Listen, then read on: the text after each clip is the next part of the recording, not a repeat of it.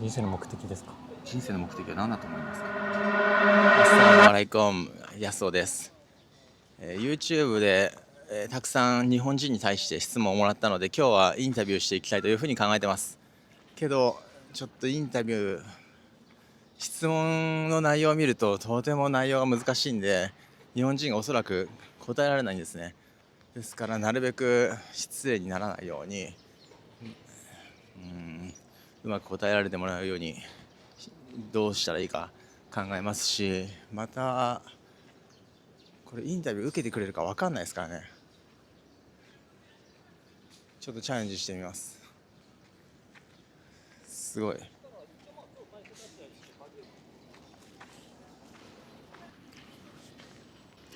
ちょっとチャレンジしてみます。この人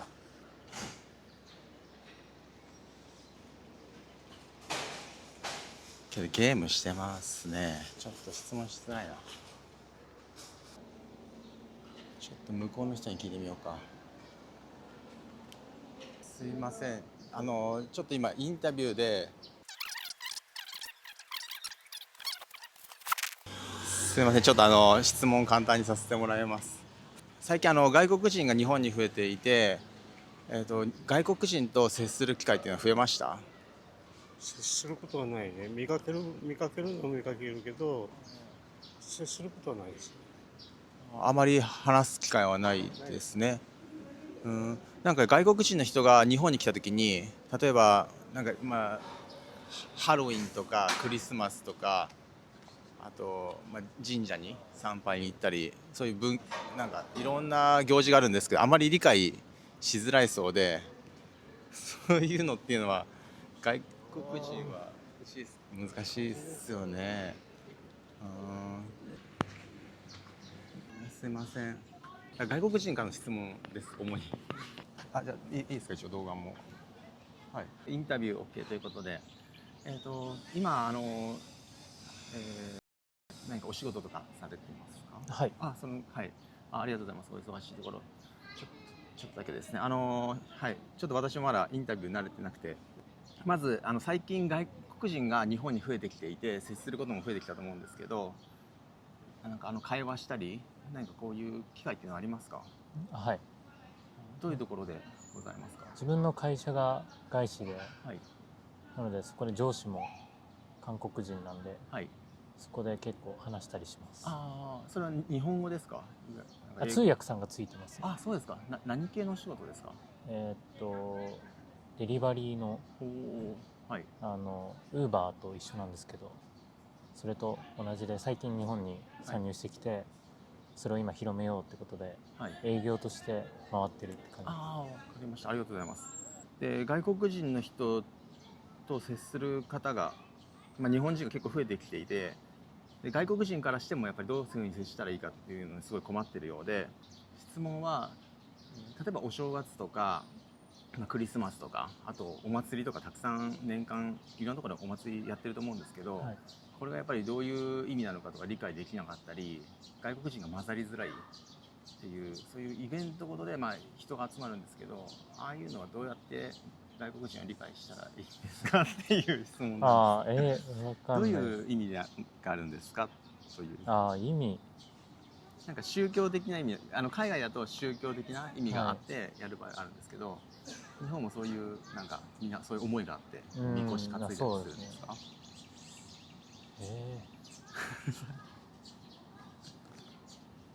そういうの行かれたりはしますか？はい。雰囲気楽しみに行ってるんで、外人の人も雰囲気楽しいと思うなら深く考えなくてもいいと思うんですけど。そうですよね。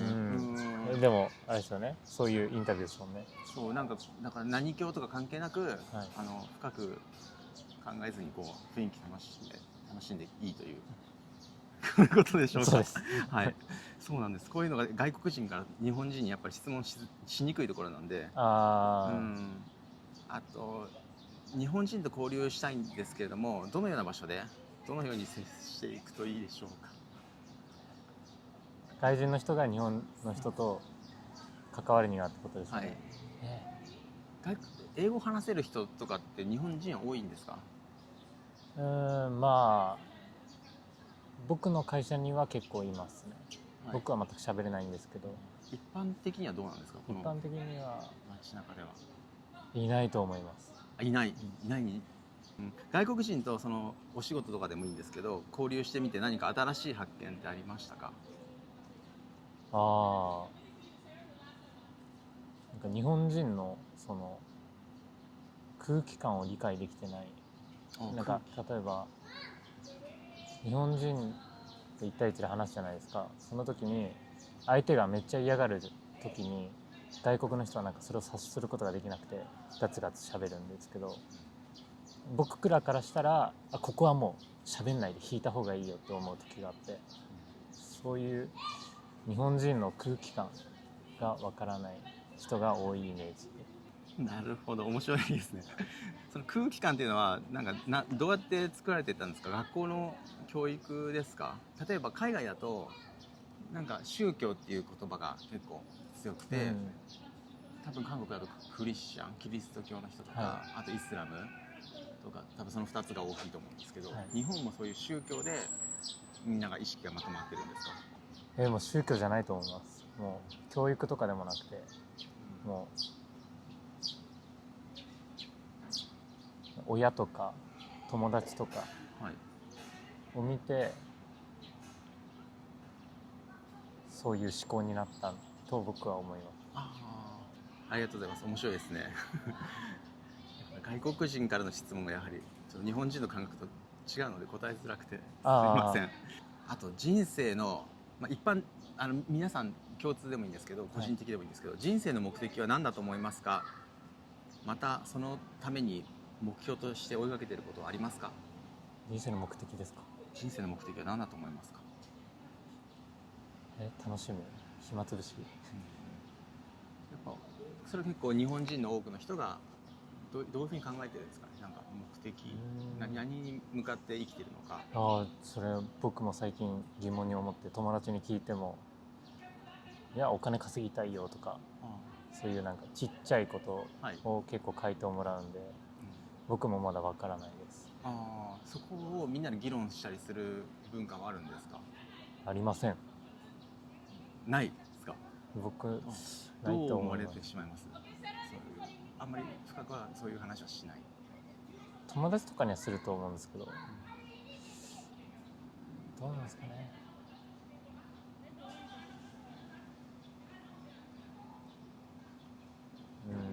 あんま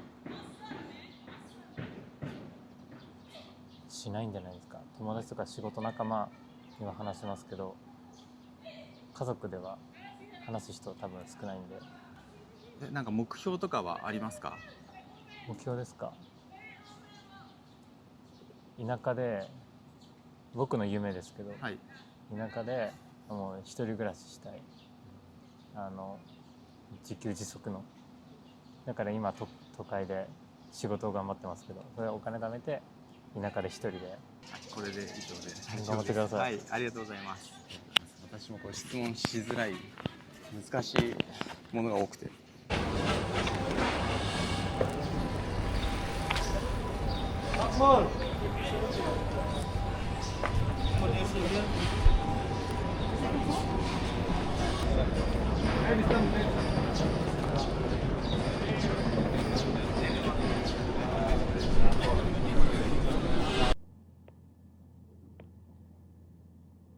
今ね、金曜礼拝が終わりました。こんな感じで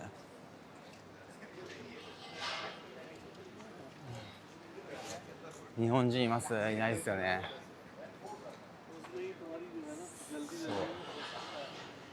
今日ね、イマームさんのお話の中でやっぱ気づいたことがあって、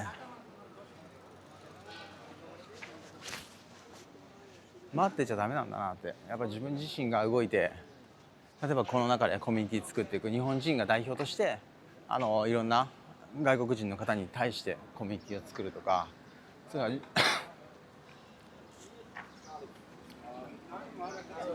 そういうのが重要だと思うし、なんか自分自身待ってたところもある。で、今回の学びとしては、これは私だけじゃなくて、多分彼らも全員一緒で、インド人はインド人のコミュニティ、パキスタン、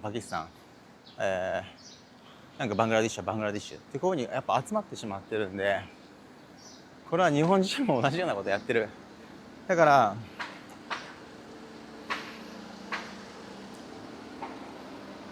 さっきのお話だと20カ国ぐらいがあそこでこう混ざってるっていう話があって、で日本人は日本人代表として私自身がこういうふうにしろよっていうことを、私自身が旗を掲げないと何も変わっていかないなって思いました。皆様にお伝えしている通り、登録者数2万人いった時には、私のプロジェクトを発表し始めていこうというふうに考えてます。でその内容はなかなかすごいんで、正直喋ることを自分自身がビビってます。なぜならそのムーブメントが本当に始まってしまうけど、このように歴史が変わる瞬間っていうのを皆様に共有しておきたい。こういうふうに社会が変わっていくんだっていう瞬間を証拠として残して、次の世代にこれを引き継いでいきたいというふうに考えている、そういう理由もあるんで、ぜひ、この私の心境の変化も踏まえて常に共有していければというふうに考えてます。ちょっと今から、弟とランチ行ってきます。